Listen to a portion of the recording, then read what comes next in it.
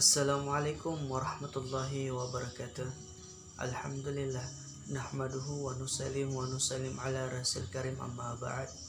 Saudara-saudaraku yang kucintai karena Allah Subhanahu wa taala, semoga kita tetap dalam keadaan sehat walafiat dan tetap dalam perlindungan Allah Subhanahu wa taala. Pada kesempatan yang sangat berbahagia ini, saya ingin berbagi tentang masalah penyebab utama terjadinya musibah banjir bandang di zaman Nabi Nuh alaihissalam dan angin ribut di zaman Nabi Hud alaihissalam. Baik, sebelum lanjut, ada baiknya kita mengenal sosok siapa Nabi Nuh alaihissalam dan siapa Nabi Hud alaihissalam. Nabi Nuh alaihissalam adalah keturunan ke-9 dari Nabi Adam dan keturunan ketiga dari Nabi Idris. Nabi Nuh berusia 950 tahun. Ia mempunyai seorang istri yang bernama Wafilah dan 4 orang putra yang bernama Syam, Kan, Yafits, dan Kan'an. Nabi Nuh diangkat menjadi nabi pada usia 480 tahun dan berdakwah selama 500 tahun. Namun hanya sedikit orang-orang yang mau beriman pada Nabi Nuh.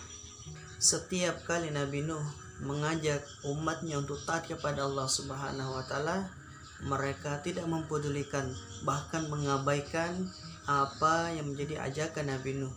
Mereka hanya sibuk menyembah patung-patung berhala yang bernama Suwa, Wat, Ya'uq, Yagus, dan Nasr, termasuk istrinya dan Kan'an putranya. Nabi Nuh berdakwah selama ratusan tahun, tetapi yang menjadi pengikutnya hanya 70-80 orang saja. Itu pun dari kaum yang lemah. Berkat kesabaran Nabi Nuh dalam beribadah dan berdakwah, Nabi Nuh termasuk salah satu Nabi Ulul Azmi. Nabi Hud alaihissalam adalah putra Syam bin Nuh atau cucu Nabi Nuh alaihissalam. Nabi Hud alaihissalam diyakini menjadi orang yang pertama berkomunikasi menggunakan bahasa Arab. Nabi Hud wafat pada usia 472 tahun dan dimakamkan di Bukit Pasir Merah di wilayah Hadramaut. Nabi Hud alaihissalam diutus kepada kaum Ad. Kaum Ad memiliki tubuh kuat dan tinggi besar. Tidak ada satu kaum pun yang menyamai kekuatan dan kehebatan kaum Ad. Mereka pandai bertani dan beternak. Kekayaan melimpah ruah kepada mereka, sehingga mereka mampu membangun rumah-rumah yang megah dan mewah. Mungkin sebagian dari kita mengaitkan bencana alam dengan dosa-dosa syirik yang dilakukan oleh manusia. Pengaitan seperti itu didasarkan pada pemahaman mereka atas beberapa ayat di dalam Al-Quran yang mengisahkan tentang umat-umat terdahulu seperti umat Nabi Nuh alaihissalam dan umat Nabi Hud alaihissalam yang tertimpa bencana. Namun pakar ilmu Al-Quran Kiai Haji Dr. Ahsin Sako Muhammad tidak mendukung pengaitan seperti itu. Majelis Ilmi Pimpinan Pusat Jam'iyatul Qurra wal Hufaz Nadatul Ulama mengajak masyarakat untuk tidak mengaitkan bencana alam seperti gempa dan tsunami atau musibah lainnya dengan seseorang atau sekelompok orang. Alasannya adalah dosa tidak bisa dijadikan alat ukur untuk terjadinya bencana alam. Sebab ada orang atau komunitas yang lebih banyak dosanya justru tidak mendapatkan musibah. Pertanyaannya adalah, mengapa umat Nabi Nuh alaihissalam dan umat Nabi Hud alaihissalam tertimpa musibah bencana alam? Dua kisah berikut ini memberikan sebagian jawaban atas pertanyaan tersebut. Banjir bandang yang menimpa umat Nabi Nuh alaihissalam di masa lalu itu menewaskan hampir seluruh pengikutnya. Bencana itu sesungguhnya tidak lepas dari doa Nabi Nuh alaihissalam kepada Allah untuk membinasakan umatnya. Hal ini dapat diketahui dari kandungan surah Nuh ayat 26 dan 27 sebagai berikut. Ya Tuhanku, janganlah Engkau biarkan seorang pun di antara orang-orang kafir itu tinggal di atas bumi.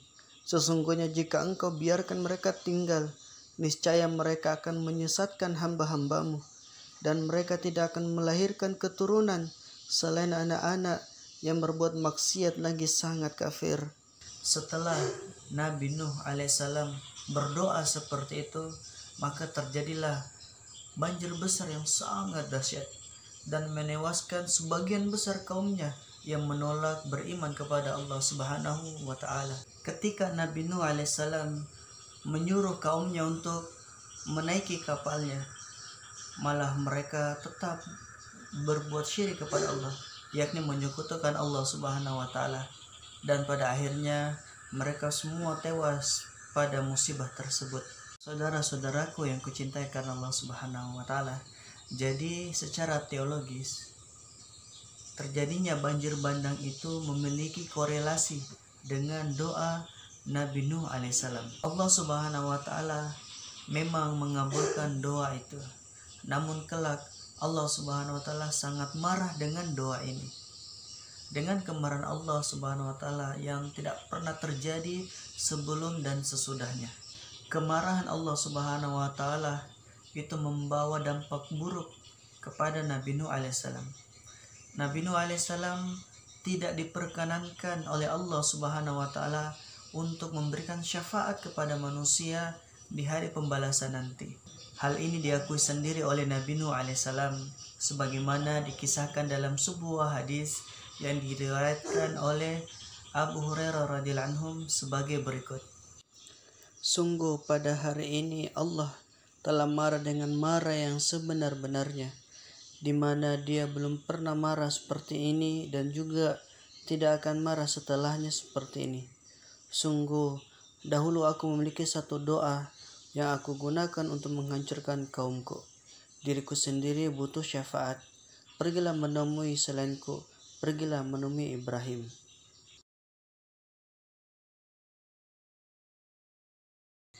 Nabi Hud alaihissalam diutus oleh Allah Subhanahu wa taala kepada kaum Ad.